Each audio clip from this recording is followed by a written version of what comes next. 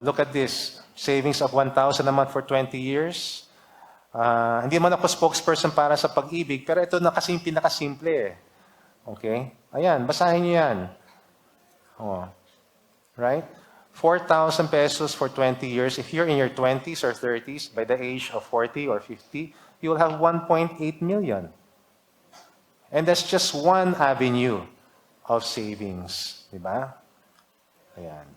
Kaya nga sabi ni Solomon, tignan mo yung langgam mo, ikaw taong ubod ng tamad, pamumuhay niya ay masdan, at nang ikaw ay mamulat, kahit siya'y walang punong sa kanilang naguutos, walang tagapamahala o tagamasid sa sinusunod, ngunit nag-iimbak ng pagkain sa tag-araw. Kailangan iniipon kung panahon na anihan.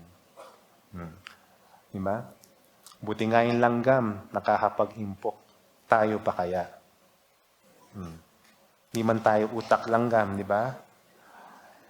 Deuteronomy 28 verse 8 says, the Lord will command the blessing on you in your storehouses. Ano yung storehouse na yan today? It's our savings account. Diba? And in all to which you set your hand, and He will bless you in the land which the Lord your God is giving you. So there's a principle. Simple lang po yan eh. Open a storehouse. Savings account. Which bank? How many accounts? Meron akong isang staff. Ayaw niya magbukas ng account. Gusto lang yan, nasa alkansya. Para daw sigurado.